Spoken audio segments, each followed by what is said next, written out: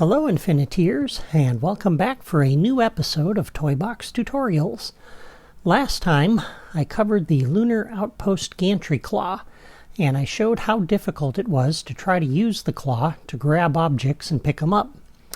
But there are a few objects that it can pick up, and I received a comment about that on the video, essentially asking what we could do with that capability. The comment came from Chad Main, and here was his comment. I never knew it could pick up the key. Maybe you could put the key on some unreachable place where the player has to use the claw to pick up the key and deliver it to them so they can get through a gate to the next section. I thought that was a great idea, and so I'm going to do a follow-up video today to show you exactly how you might implement something like that. The Gantry Claw is such a unique toy, and it isn't always easy to figure out how to use some of these toys. So I want to give you another practical example of what you could do with it, and I think you're going to like this. Let's go ahead and pick up our Gantry Claw to get to that part of the editor. And first thing we need to do is change my toy box design to incorporate this new feature. And I thought this little island out here would be the perfect place for that, because this really needs something out here. And so let me just drop this thing temporarily. And I've already set my terrain theme, so I'm going to pick this piece of terrain up. And we're going to go over 4 inside here. We're going to go up 3 units. So basically I've cut that block in half, took out the bottom half of it. And then we're going to kind of build a little cubby hole in here. And put a room inside this thing.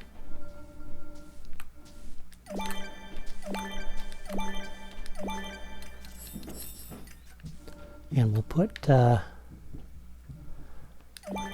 block in the back like that. Okay, and then I'm going to move this light over. We're going to move our sidekick door and put that right back in here inside this cubby. And then we're going to put the locking gate wall right in front of it. And because that doesn't go all the way up to the top, let's pick that up. And we'll put in a piece of terrain in here so the player can't just jump over that gate. Alright, so now we have an obstacle to get to that sidekick door. And let's go ahead and put down a little platform out here off the end of this to kind of extend that a little bit. Okay, so there's the changes to the island that we're going to make. And what we're going to do is put the key for this gate someplace where the player can't reach it. And I'm thinking we're going to put it out on a conveyor out over that way. And so let's go down to the platforming toys, to the rail slides. Not that we're going to use this as a rail slide, but I think this makes a nice something for the Gantry Claw to slide along. We're going to put 8 of these down. 6, 7, 8. Okay. And then we'll pick up the Gantry Claw. And this, ideally, is going to sit right along here once we connect it to a path. But for right now, let's bring it out here because I want to see exactly how tall this is. And then we're going to come down to the platforming toys. And let's go pick up the conveyor belt. So we're going to grab this conveyor. And I want to center this kind of on the end of that rail slide, like that. Okay.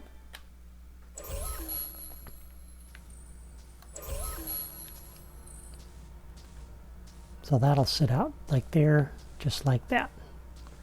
For right now, we'll just put this right here. Okay, and let's add just a little bit more terrain. So I'm going to pick this piece up and put it down. And let's build a little area on the back side of this, because the key has to look like it's coming from somewhere.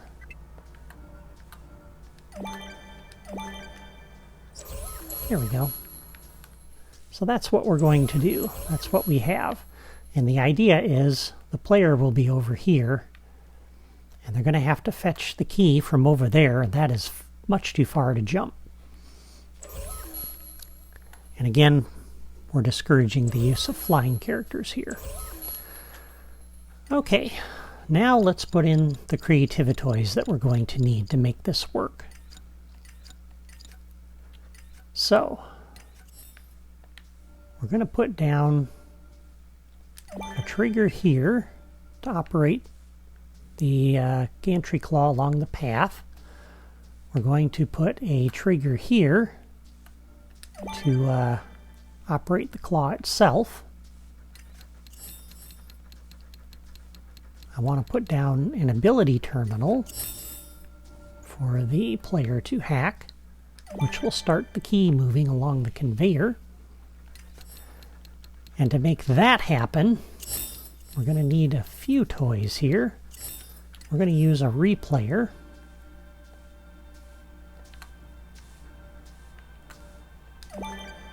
And we're going to need a couple of time delayers.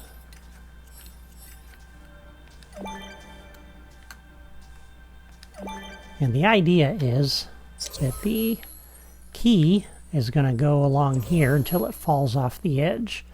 And when it does, it's lost, and we'll have to start another one up here, put another key up here. So we're going to use the replayer for that. And a couple more toys we're going to need, but first let's go ahead and change the properties on the replayer. Put the playback interval to 0. And let's get the key in here. So I want to get back to that part of the gameplay toys drawer, where we find the gate wall key. And again, the gate and the gate wall key, I've covered those in previous episodes of Toy Box Tutorials. Those are unlocked with the Toy Box Takeover expansion game. Alright, so we'll step on the replayer. I'm going to start recording, and we'll step off to get back into the editor. Now, the orientation of the key is very important. The gantry claw can't pick it up like this, but it can pick it up like that. So we're going to place this back here as far as we can, which will drop it on the conveyor. And that travels along the conveyor. And then we will step on the replayer, stop recording, press A to clear. Alright. And then a couple more creativitoys we're going to need. We're going to need a path. And this is going to go along the rail slide, but again, objects attached to the top of that, and they sit on top of the path. So we need to come down to the bottom edge of the gantry claw. We're going to bring this over and put this about right here. And then we'll slide over and drop the second point right in the middle of the conveyor. And we'll exit. And then we need a couple of trigger areas. We need one off the end of the conveyor for when the key falls through it. There's also the possibility that the key could fall between the conveyor and the platform over there, and if it does, we need to reset the key there and regenerate it with the replayer. So we'll put a trigger area here as well. And just so the player doesn't accidentally walk into that thing, let's drop it down. Okay, so there we go. Let's start by setting the properties on the Gantry Claw. We're going to turn off damage, and we're going to set the close time to about 15 seconds. Again, there's no way to open and close it directly, as you saw last time. When you activate the claw, it closes it, and it leaves it closed for a duration of time. So we want to give enough time for it, once it grabs the key, for the player to bring it back over here and drop it.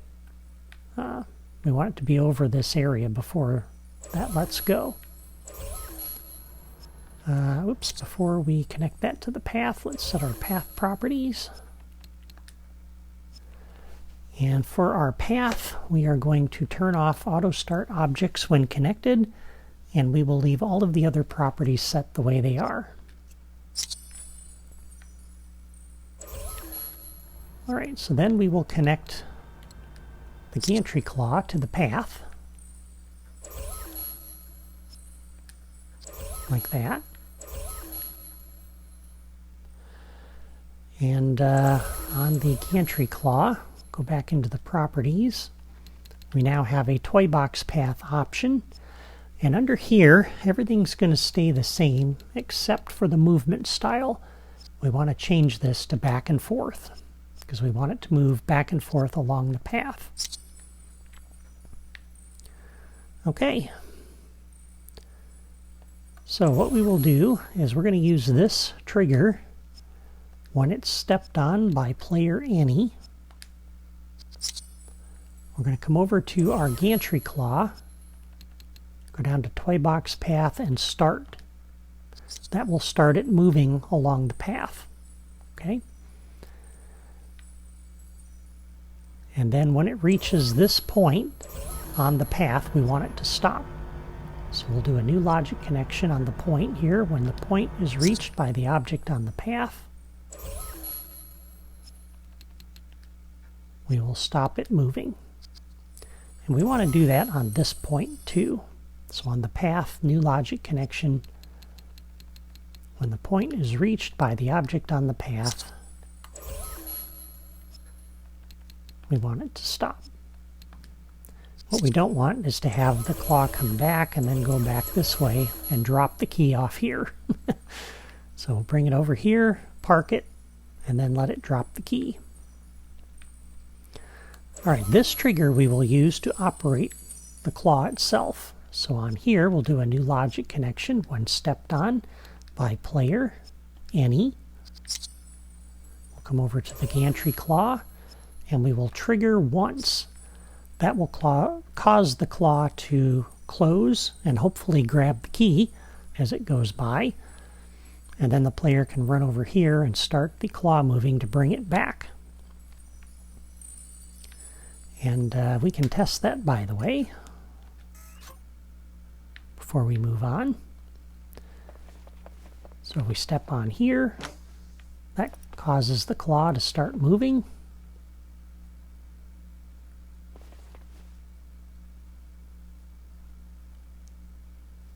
And then it sits there. The player waits for the key to come by.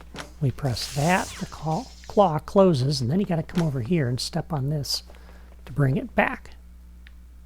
And hopefully you'll bring it back before that claw opens.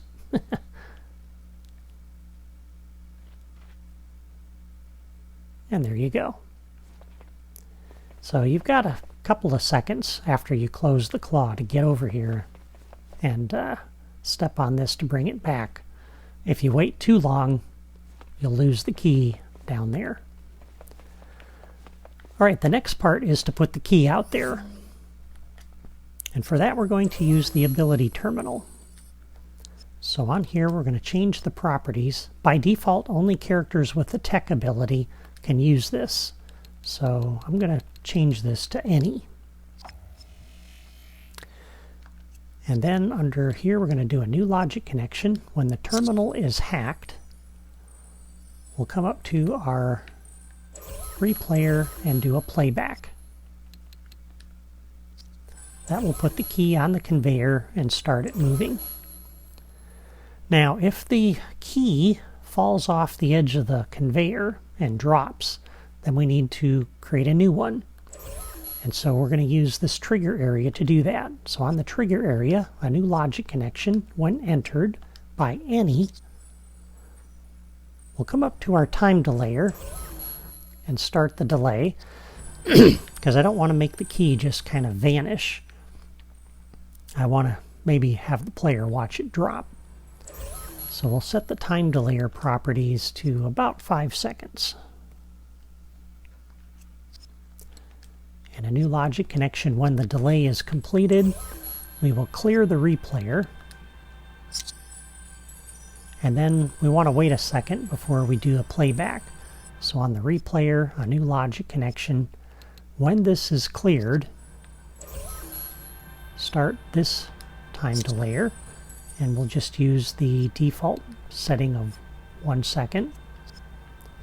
And on this time delayer, a new logic connection, when the delay is completed, we'll do a playback on the replayer. That'll put a new key out here to start moving along the conveyor. And if the player happens to grab it and start the gantry moving along the conveyor there, along the rail slide too late, and the key drops, that's what we're going to use this trigger area for, to get a new key. So this is going to do the same thing this one does. So we'll do a new logic connection, when entered by any, kick off the time delayer and start the delay. Okay? So let's give it a try. This is going to be really cool. Alright, so the player gets over here. They see that gate. They don't see any way to open it. But they play with those controls. They see what the claw does. They come over here to the terminal. We go to hack the terminal.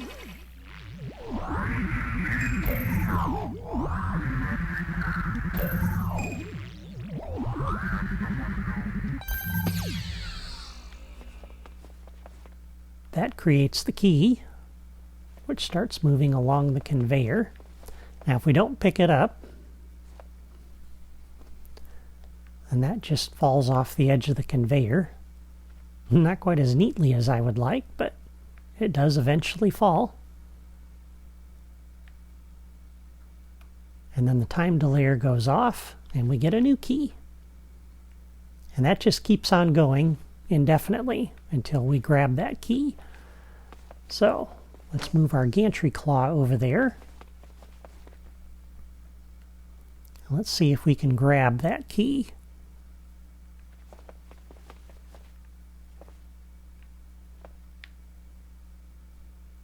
All right, here it comes.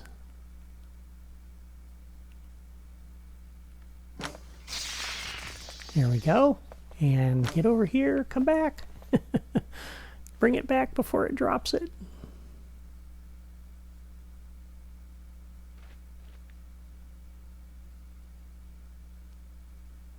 How cool is that?